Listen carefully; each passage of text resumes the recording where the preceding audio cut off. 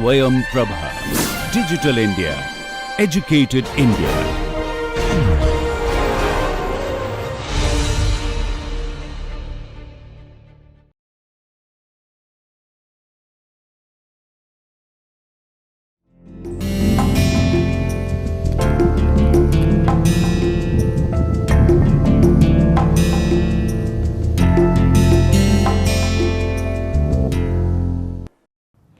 Hello and welcome to our third lecture in this series on Introduction to Family and Kinship in India.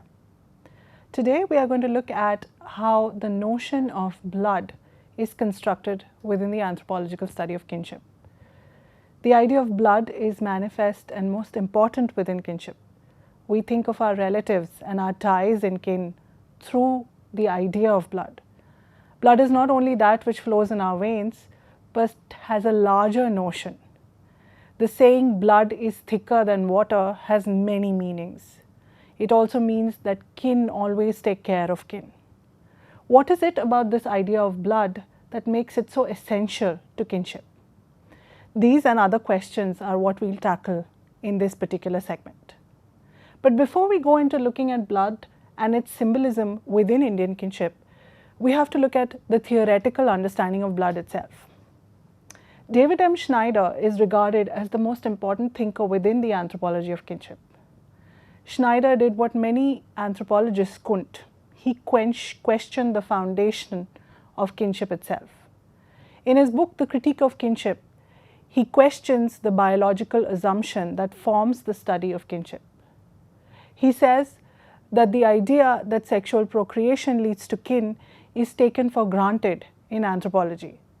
And this taken for granted has led to millions and millions of pages of analysis and research on what kinship is across the world.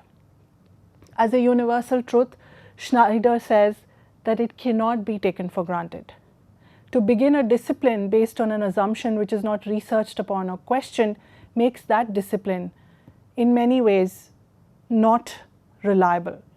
And this is what leads Schneider to think of and imagine kinship in new ways. The critique of kinship in many ways is also a stepping stone to his study of the American kinship system.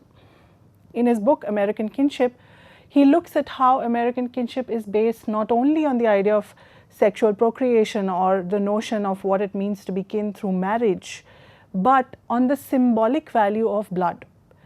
He tries to understand how blood and its concomitant trajectories come to make up kinship. This is critical because he delves into what he calls the symbolic construction of kinship itself. He doesn't talk about sexual procreation, and he doesn't talk about how its taken for grantedness is the foundation of kinship. He talks about blood. So, Schneider says that within American kinship, there are two primary symbols that link relatives together. One is that of blood, or what he calls shared biogenetic substance, and the second is code of conduct. This is critical. Blood is not blood in Schneider's analysis, but a shared value. It is shared biogenetic substance.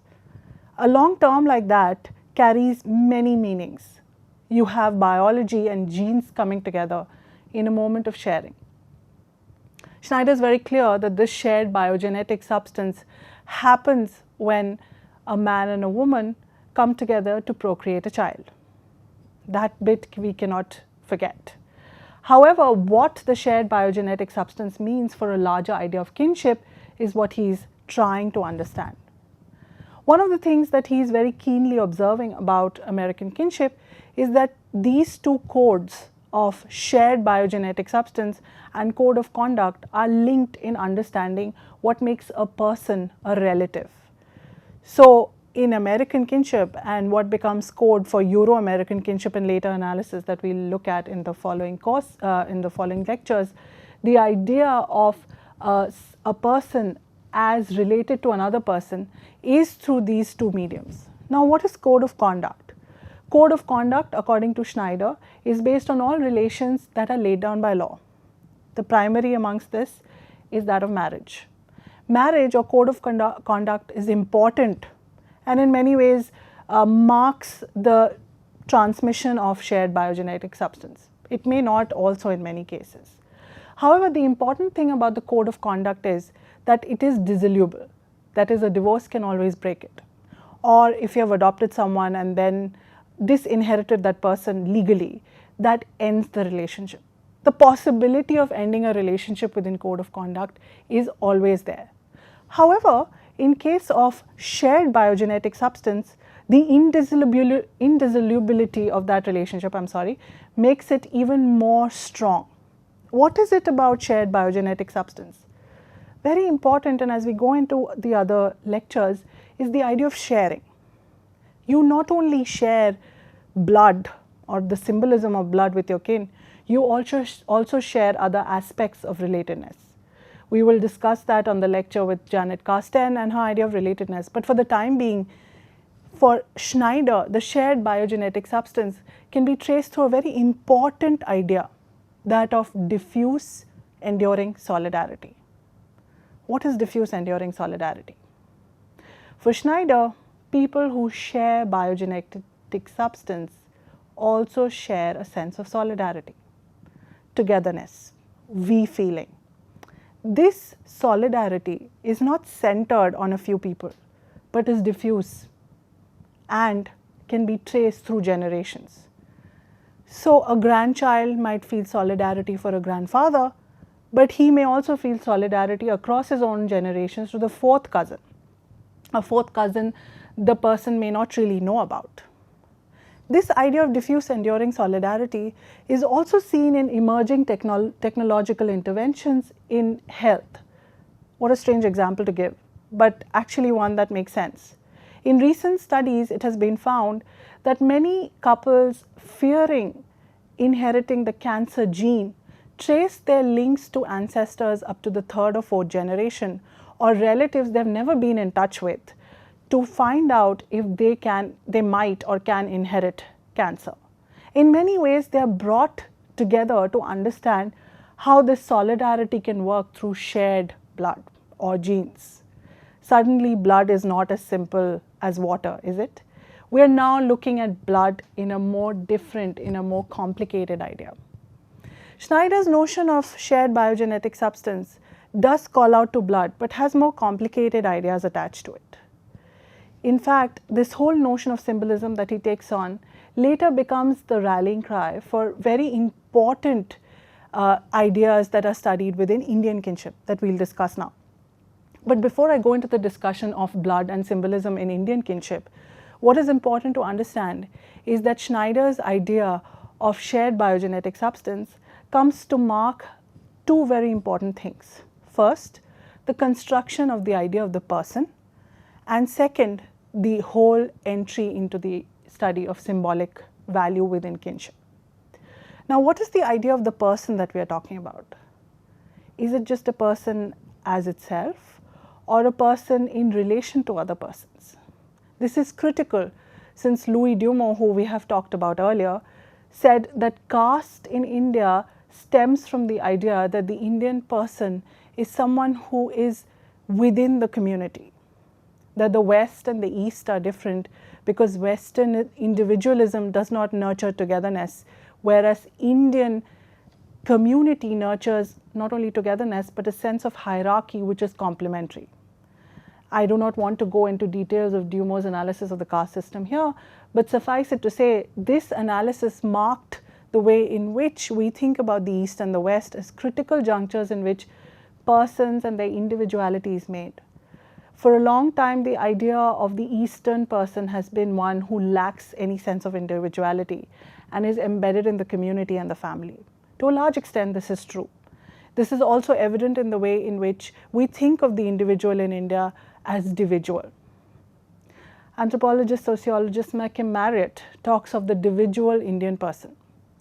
In his exploration of the idea of Indian ethnosociology, Malcolm Marriott says that the Indian person is not an individual but a individual who exists in relation to others, who exists as a person in many forms.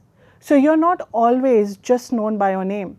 You're also known in relation to your parents, to your friends, to your spouse, your girlfriend, your siblings.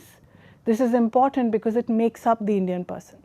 You're not just your name, you're also your caste, your religion, your community, your ethnicity. Think about it.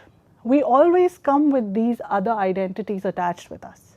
It makes us and it also breaks us. That is not to say that the Western individual does not come with these identities, but a sense of the individual traced and developed in the West is one who works through two major symbols. One of being linked to a family and the other of being an individual in his or her own right.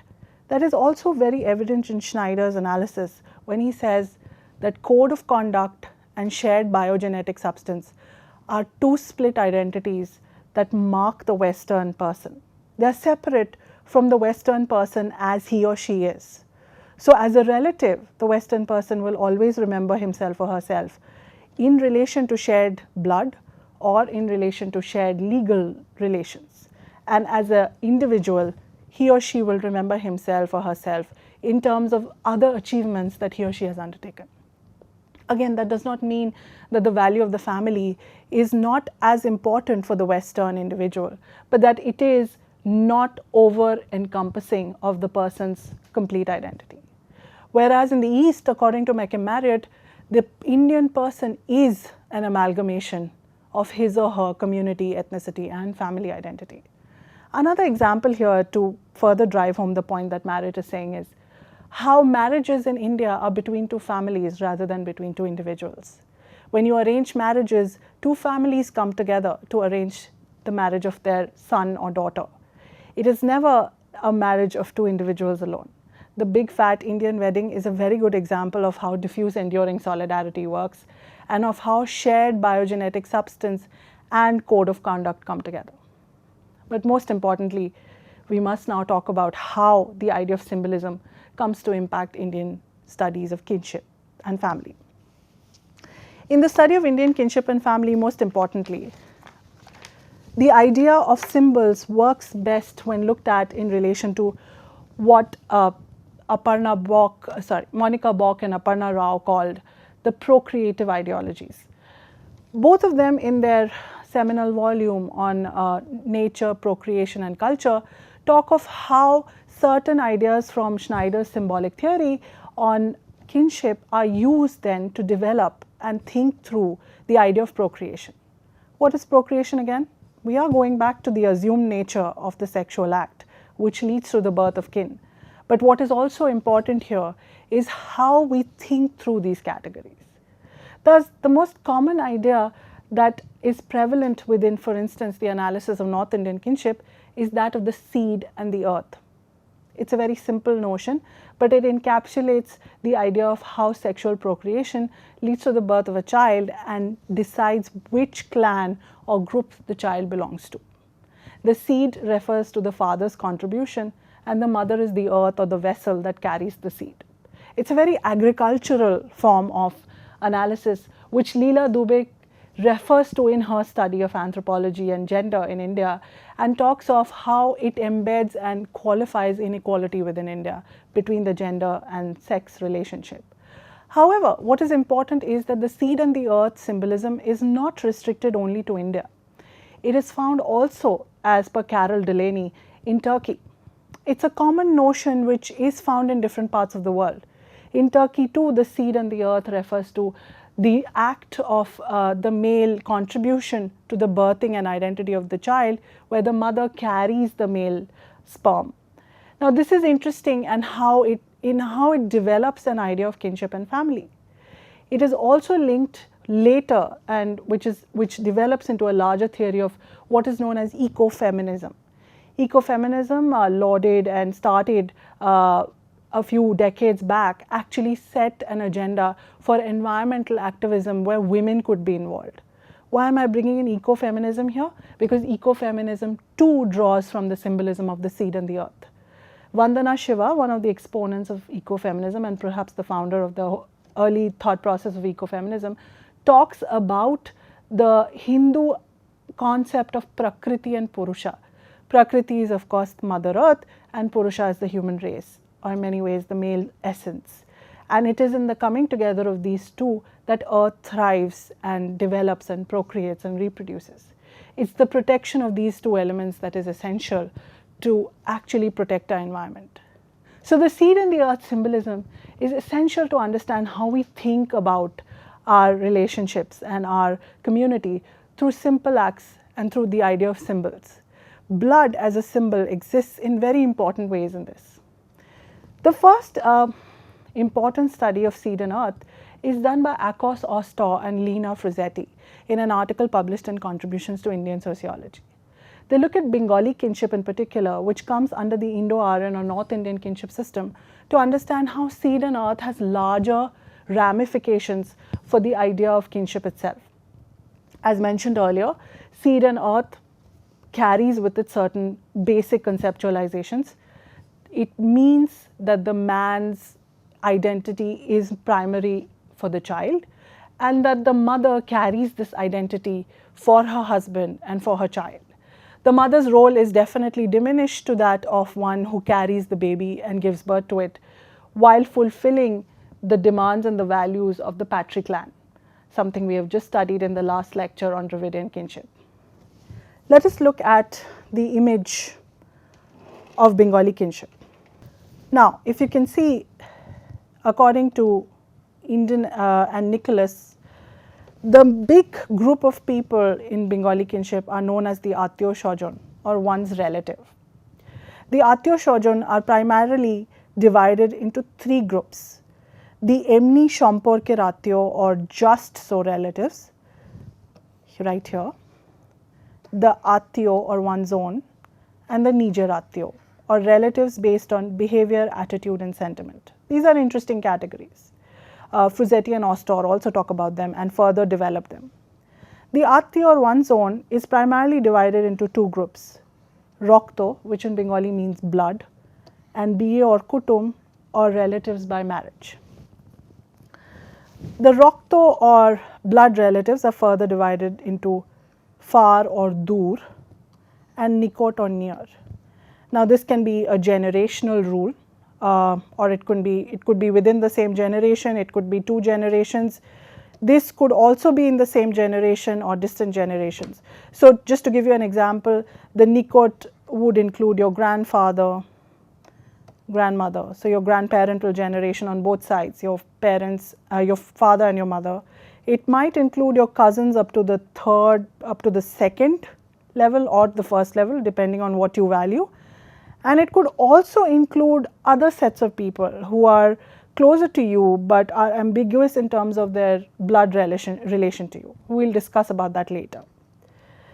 The dur, on the other hand, may include cousins who go up to the fourth or fifth or even third level, depending on proximity, and might include ancestors, your great grandparents, your great grandfather, your great grandmother, of whom you have no recollection, but who are important, most important for life cycle rituals. Now, the nikot are most importantly identified as bongsho or kul, the descent group which is patrilineal in orientation, passed down through men. And the bongsho and kul is a very important category. If you think of the bongsho and the kul, in Bengal in the early 18th century, when colonial rule was at its height, the idea of the kul was also to mark out purity in descent. The Kuleen Brahmins, one of the most famous Kuleen Brahmins, actually two of them, one is Rabindranath Tagore and the other is Ram Mohan Roy, actually marked engagements in terms of marriage and descent, and this is critical. So the kul and the bongsho is not just limited to your immediate descent group, but might have larger ramifications, thereby questioning the idea of nearness and distance. This is something to remember, that even though there is a categorization and a tree for you to think through, there might be various permutations and combinations to this. Now, if you are looking at the far, there are three sets. The Sapinda are up to the 7th generation, the Bhayat are closely linked brotherhood, and the Satpurush are descendants up to the 7th generation again. Now, the Sapinda may be those who link through 7 generations, and the Satpurush are actually the 7th generation ancestors, I apologize. this link is also important because they become important during life cycle rituals such as death and marriage. In Bengali kinship, the tie of marriage and the ritual of marriage is very complicated and always involves remembering your ancestors through these practices. Let us go back to this interesting category of Nijer. In Bengali, Nijer means your own, which is also interesting when you link it to Attiyo, and also interesting when you link it to Nikot. Nikot is near, but may also have an interesting relationship with Nijer, because your Nikot might also be your Nijer, and your Nijer might also be your Nikot, if you understand what I mean. The Nikot Attiyo, in terms of this diagram, are of primarily two types: Para Shamporko, or neighborhood relatives, and Dharma Attiyo, or those who are relatives through a particular tie. If you remember, in our first lecture, I spoke about fictive kinship. Within fictive kinship, the idea of the Dharma Attiyo is very important. As I said, the Guru Shishya is one example of Dharma Attiyota or fictive kinship. In this can also be the Rakhi brother, who you tie Rakhi to. It's an important relationship because it carries with it many connotations which do not link it to Rokto, but are nonetheless very, very, very important. So in this understanding of the Nijer is excluded from Rokto. However, not being blood does not mean that you cannot be close, as can be seen in these relationships of neighborhood and spirituality or fictive kin. These may not really be fictive in the real sense when people come together. What is of importance in the understanding of Bengali kinship system is that these sets of Attiyo Shojon come together with different sets of rules, regulations, roles and responsibilities, like any other relationship. But the symbolism of blood or Rokto carries through and has permutations for all sets of people. In my analysis of rites of passage and interpersonal kin relations in Bengal, I found that certain set of people who may not even be your neighborhood relatives perform a very important task during marriage rituals in Bengal. So for instance, the barber and the washerwoman belonging to a lower caste may not actually be your relatives in any sense, but have critical roles to play when you get married. The barber usually cleans and prepares the bride and the groom for their purification ritual before they get married. This is essential to any Hindu marriage rite. Similarly, the washerwoman cleans your clothes and prepares you, cleanses you, purifies you for the rite of marriage.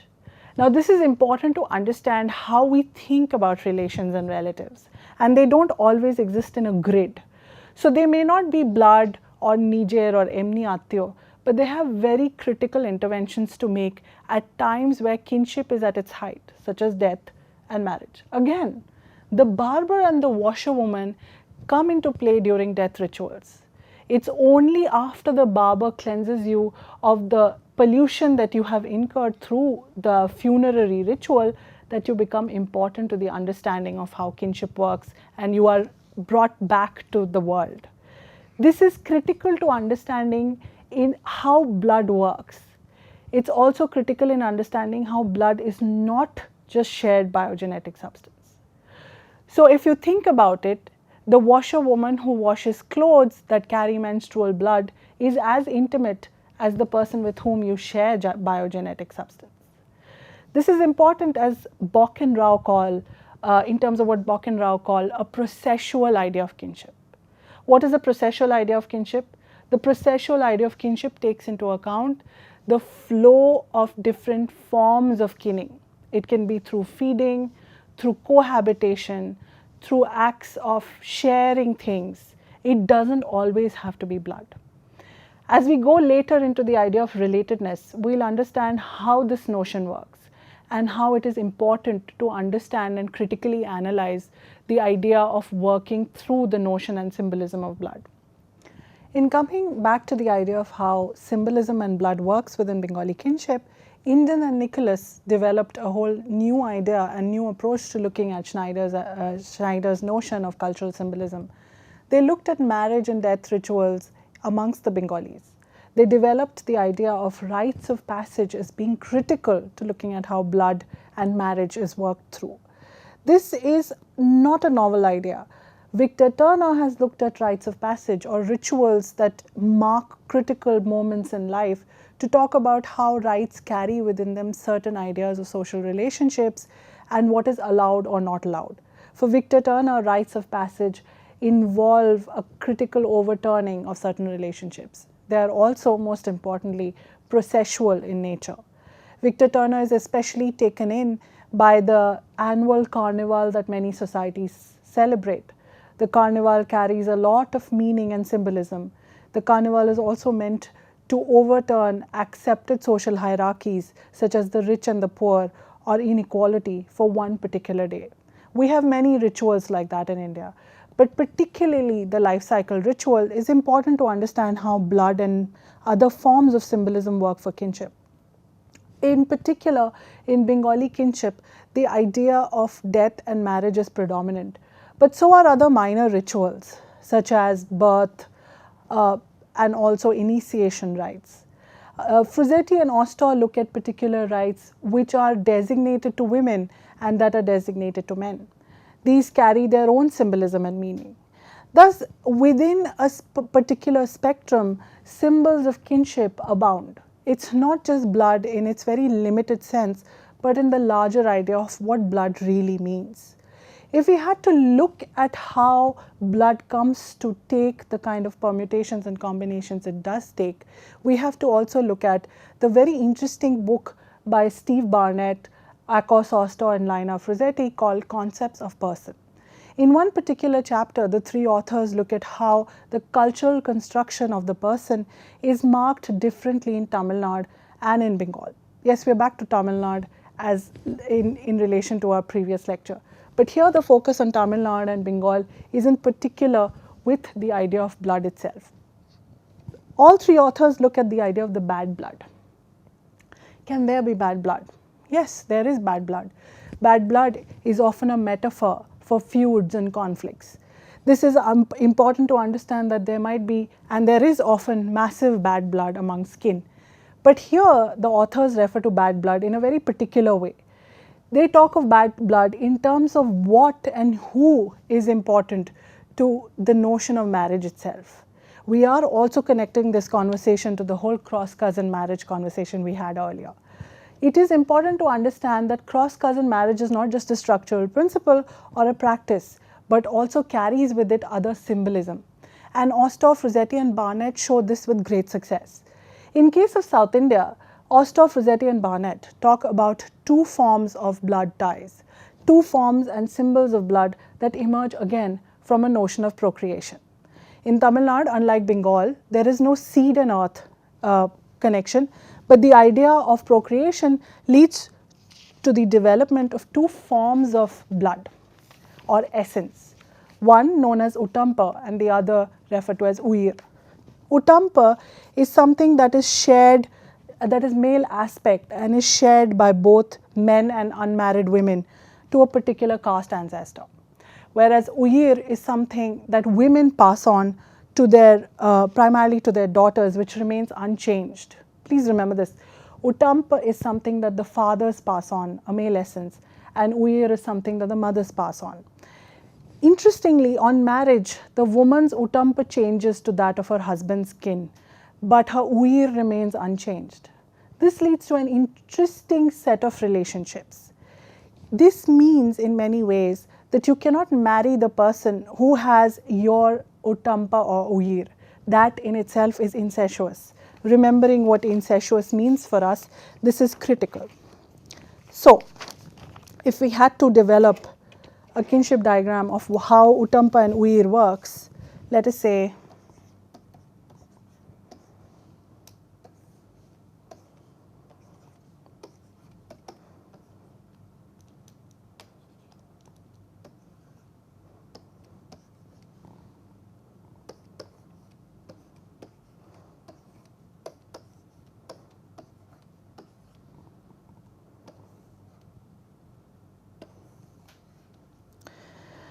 now, going back to our earlier understanding, this is the ego, and the ego is can marry this person.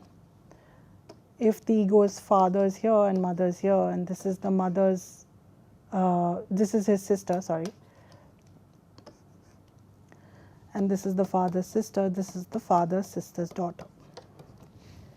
She is perfect for marriage because she does not carry the ego's utampa or uir. How is that? She carries her mother's uir. Who is her mother? The father's sister.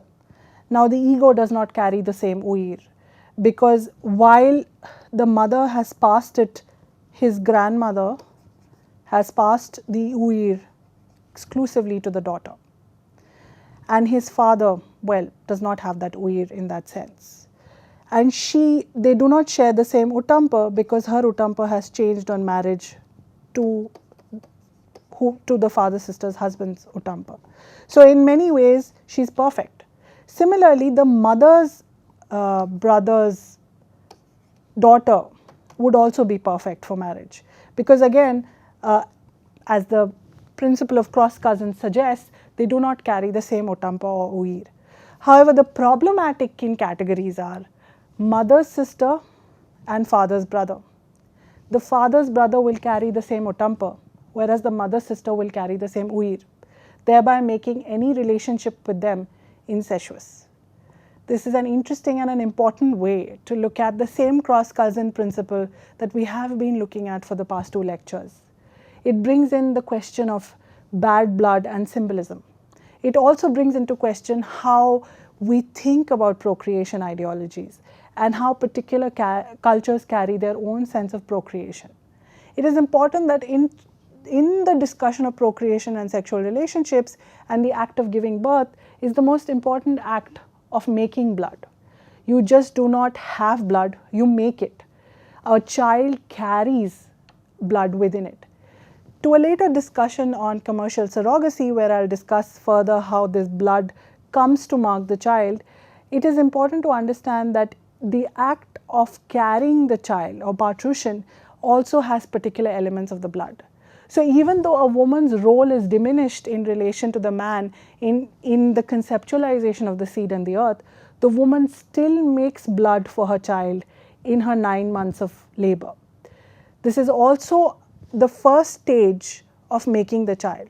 The second stage comes during breastfeeding, when the mother literally transfers blood to the child through her breast milk. This is also the way in which kinship is made. These symbols are not something dreamt of. They are culturally important and resonant. They make people and persons. In an interesting example, if you had to think of the story of Akbar, you would know that Akbar's wet nurse was a very important person in his life.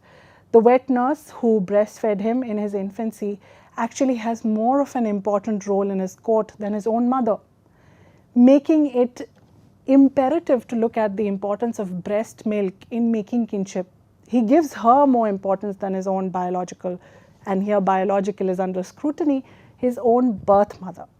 Similarly, if you look at colonial narratives of British children who were brought up by Indian ayahs and wet nurses, they always remember the relationship they had with their ayah. Even though the ayah didn't give birth to them or didn't transfer her breast milk, the ayah brought them up. That relationship for them becomes important and more significant than the one they had with their birth mothers, who are British white women. Indian ayahs occupy a very sentimental, important space in the narratives of British children who grew up in India. This is important in looking at how nurturing becomes an important trope and a symbol of making blood. It's not just breast milk or the act of labor, but also the act of feeding. When you feed a child, you transfer some of your own self to the child. This is something that we'll again look at later through Janet Carsten's idea of relatedness. But for the time being, the notion of symbols and how they're marked in kinship becomes very important. Back to the idea of bad blood. Bad blood, whereas in the Tamil system works through this very interesting notion of cross-cousin marriage and inherited utampa and uir, in case of Bengal becomes even more critical. Here Rokto again similarly, very similar to the Tamil system, is passed in a way in which you can only marry certain kin. Whereas in Bengal there is no system of cross-cousin marriage. Particular relatives, though part of a relationship or who can be considered as marital relations are still exempt from it. So within Bengal, you're allowed to marry kin if they're 7 generations distant. The mother's sister's son can be a valuable candidate for the daughter. However, the bad blood can also be transferred to the mother's sister, because even in Bengal, what the mother transfers to her daughter does not change on marriage. Interestingly, in Bengal, daughters may change their kul and their gotra on marriage, and gotra is very important here. As you know, gotra is the membership within Hindu society that you trace to your preceptor or the ancient saint who was linked to your family. In case of Bengal, gotra and kul, we already discussed kul was clan or descent membership, is often transferred on marriage. So a woman transfers into her husband's kul, bongsho and gotra, but her blood remains that of her natal kin. Her blood does not change. Her blood identity is that of her parents and of her family.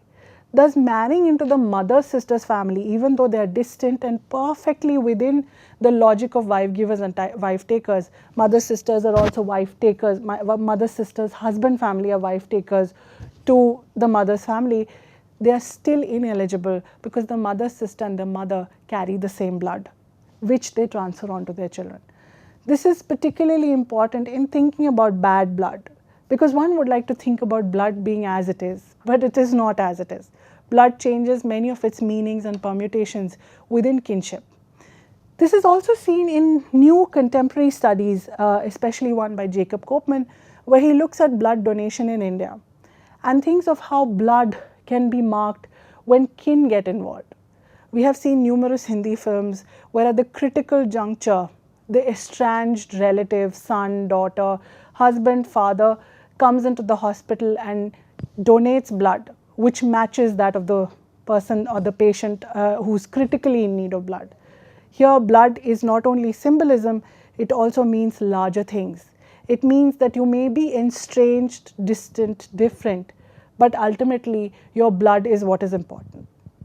Recall, if you have not seen, and please do go see, recall the very important climactic scene from the film Amar Akbar Anthony, where Amar Akbar Anthony, 3 sons of the same woman who have been lost in their childhood and have been brought up by 3 different parents, one Muslim, one Hindu and one Christian, come back together in the last scene to donate their blood to help save their biological mother.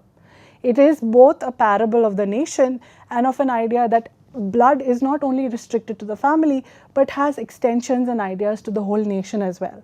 That we all share the same blood and that we are all linked in a sense of humanity.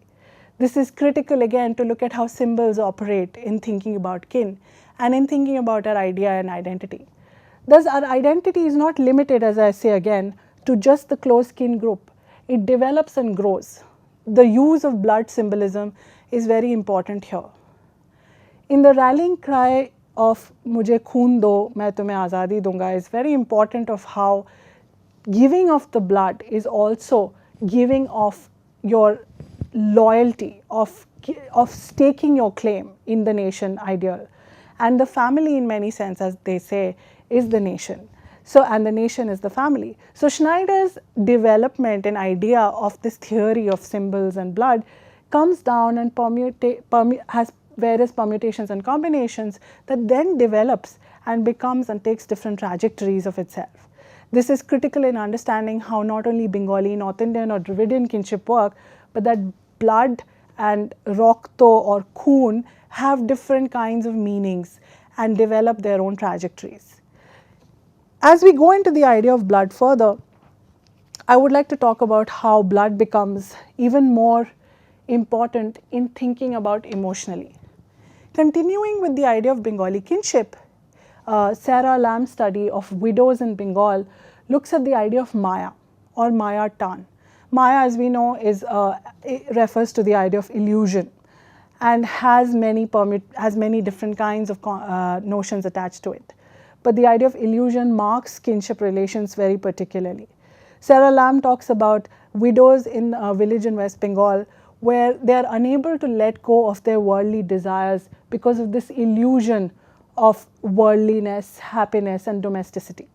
And even though after a particular point of time, as you age, you're supposed to let go of the world and renounce your worldly affairs and go into sannyas, it is difficult to do so as the world and your kinship ties keep pulling you back in.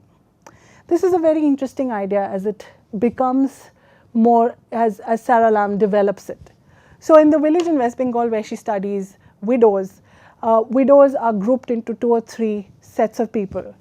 There is the married young widow, there is the widow with children and yet in her reproductive prime, and thirdly there's the aging widow or the aged widow.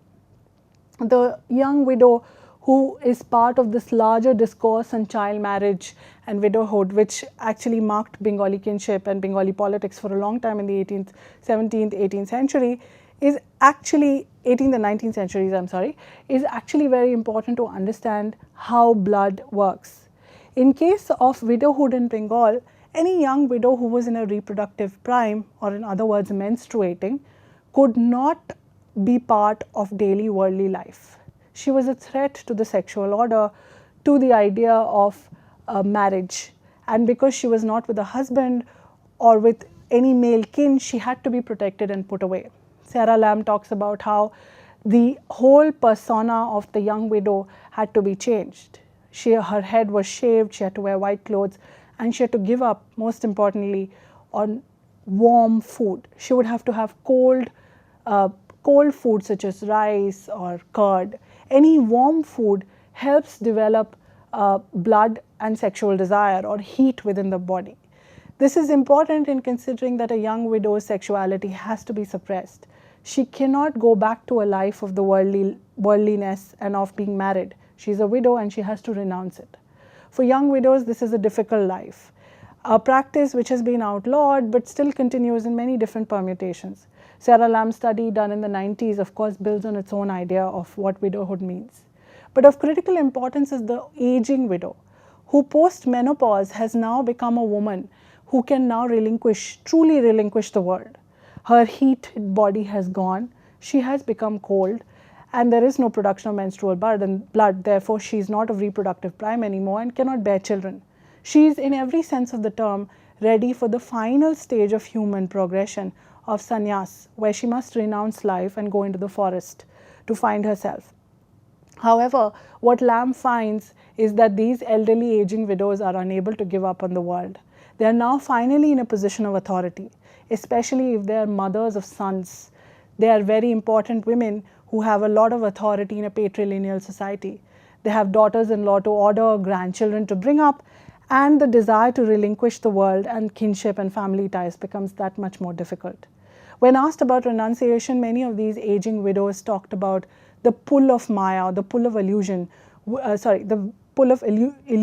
which they also called Maya Tan.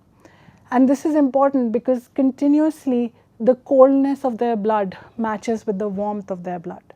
So blood is not only bad or good, it also takes on different manifestations in how you live your life and how you are understood to progress through life stages, which is why the life cycle ritual continuously resurrects the idea of blood itself. Coming back to the life cycle ritual, it is important to understand that proximity to the blood relationship is what also defines which role you play within different marriage rites. This is particularly the case in Hindu marriage rites, of course. For instance, in the marriage ritual, the proximity to the bride or groom in terms of distance and blood often decides the critical intervention in different rituals. You must understand that in the Bengali marriage rite, the father in any North Indian Indo-Aryan marriage rite is the most important person. His act of kanyadan, or giving the virginal bride to the male kin of the groom, marks the marriage ritual. This transference is also a transference of substance. It's a transference of a human being, of a person, to bring forth children for the patri clan. Because the exchange happens, the father of the bride is able to give the groom's side this big manifest gift by which they can bring forth their own progeny and their own family and descendants. This is critical, which is why it is marked, as I mentioned before, to the right kind of marriage exchange. In colonial Bengal and in the 19th century in Bengali society, particular matchmakers would actually come together to build genealogies and pedigrees to see who would be a right fit in terms of marriage. This is particularly important because they would build on an idea of who is likely to breed the proper descendants of a family. So purity, clan, and ideas of kinship again came together in this notion of blood. Thus the Kuleen Brahmins would only marry amongst Kuleen Brahmins. It was important for the right vessel to be there to carry the seed of the Kuleen Brahmin Patri clan. These ideas seem archaic but are very relevant in today's day and society. In many ways, the idea of blood kinship has also linkages with the idea and notion of caste. Caste purity or caste endogamy is similarly linked to genealogy and blood. Brahmins, upper castes, and other castes all believe in keeping purity together. In many ways, recent contemporary studies, such as those done by Prem Chaudhary, look at how this notion of blood reemerges in conversations in North Indian states such as Haryana and Punjab, where honor killings are rampant. The notion of intercaste marriage also means a dilution in the quality of children that would be born because of the connection that blood has with caste membership. Thus, children have to be born through pure descent, which can only be possible in ways in which caste identity remains within the same group. So you must marry your daughter to the same caste, within the same caste. It is important here to also understand that women's role as vessels and carriers of the male clan is critical to deciding how blood identity is transferred. More than the West, in India and in South Asia, blood identity is linked again and again to clan, to gotra, and to the idea of caste. In Haryana, for instance, gotra marriages or the fear of saha-gotra marriages have led to many honor killings. Gotra again is not a relationship of caste, but one where you trace generational linkage to a spiritual preceptor. However, as per Hindu personal rituals and practices, marriage within the same gotra in North India is not allowed. It is looked down upon as almost incestuous because members of a gotra, even though they span geographical and spatial distances and cultural and ethnic variations, are nonetheless kin in many ways. In many ways, the idea of gotra, caste, kinship, and blood come together in very distinct ideas. And Schneider's notion of caste, kinship, through the notion of blood and code of conduct is particularly important when looking at North India. It is not to say that even though Schneider looked at only two forms of being in American kinship, its transference into looking at the symbols that mark Indian kinship and family are also very, very important. In analyzing the role of blood in creating different sets of relatives is also the notion of purity and impurity. We cannot forget how when we restrict marriages within caste or within the gotra, we're also looking at, as I mentioned earlier in case of the Kuleen Brahmins in Bengal, the idea of a certain sense of purity that is being passed down to descendants. In the West, for instance, racial purity has been always and mostly inscribed on blood. This is most peculiarly marked in cases of interracial unions. So for a long time, interracial unions were looked down upon. It is also found in how interracial unions carry with them the stigma of blood relations. Interestingly, Janki Ibrahim, in a study of Malayali kinship, Kerala kinship, looks at how a certain stain of white remains upon those children whose mothers, Malayali Keralite mothers, had relationships with colonial British masters. The pigmentation in their skin remains a reminder of the transgressions that were taken across race. It is not only a pigmentation of skin, but it takes on a stain in terms of the blood identity that the child carries. The child is not only an Indian or a Nair, but might carry the polluted, impure aspect of an interracial breeding. Similarly, in India, Laura Baer has studied how the Anglo-Indian community, which resided primarily in Calcutta during colonial India, actually carried the stain of bad blood or impurity through them in their interactions with Indian society. Many Anglo-Indians were neither invited into British white society nor were they welcome in Indian society, thereby marking them out in very distinct ways. Laura Baer's study of Indian railway narratives, where most Anglo-Indians worked during the colonial period, is telling of how kinship becomes especially estranged when the idea of blood is taken as polluted through different imaginations. Here, caste, race, nationhood come to mark out how we think of ourselves and our identity. Thus, blood is not just, and again, a pigmentation that is passed down, but makes for very interesting and compelling ideas about who we are and how we sustain ourselves. Interestingly, in carrying out the idea of blood, it is also seen, and this is something that we will discuss later, blood comes to mark also new reproductive technologies such as IVF, where couples, infertile couples, childless couples who are unable to have children through biological procreation, something that we have studied of right now, seek the help of technologies and other third-party intervention in the form of egg or sperm donors or a surrogate to have children. In such a situation, the child is permanently marked by the participation of a third person beyond just the mother and father. Here, kinship is particularly fraught and conflicted. The negotiations that happen in engaging with this third person, who may be anonymous or known, and his or her contribution to the birth of a child is something that Aditya Bharadwaj senses is particularly interesting. He talks of how the mother, father and the child are an important triad within Indian Hindu society, and the intervention of IVF technologies and of an anonymous sperm or egg donor or a surrogate marks the child in very interesting ways. One must categorize here the importance of distinguishing between blood, genes and biology. We will come to the idea of how blood, genes and biology marks kinship later, but for the time being, it is important to know that blood, biology and genes may all be subsumed in Schneider's idea of shared biogenetic substance, while at the same time being distinct in how they are understood in different cultures and different practices.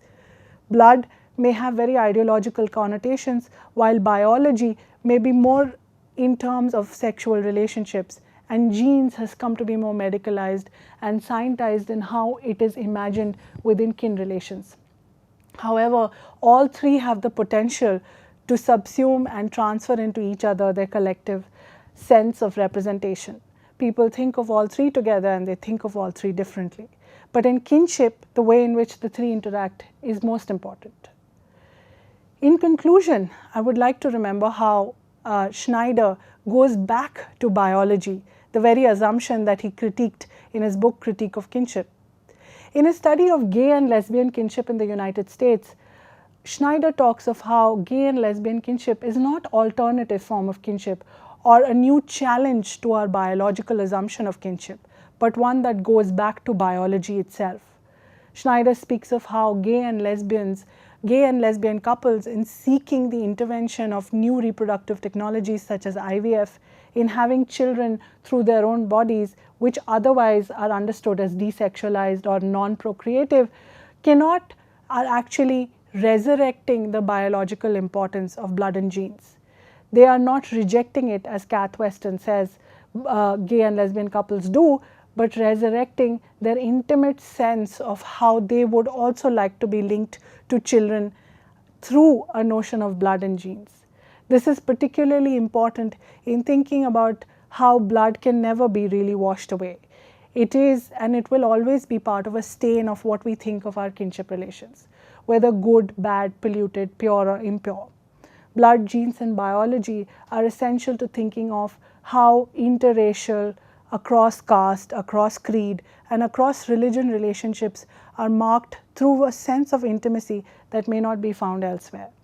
We have to also think of how kinship and family are deeply, deeply entrenched in the idea of blood, and it may take a long time to actually destabilize this notion, even though we are in the process of doing it. Thinking of adoption and fosterage is also very important here. They are not fictive in many sense, and yet they are fictive. we are also back to the idea of what fiction really entails. Aren't we thinking of how blood itself might be a fiction? How blood in its construction and ideology and how it's thought of within kinship and family relations is also a narrative that is built by different cultures, by different people, and by different relations. This is critical in understanding how kinship and family goes ahead with its own agenda and meaning. We have to think of how we can develop a more nuanced idea and theoretical conception of blood, whether bad, pure, or good. On that note, I would like to say thank you and see you again.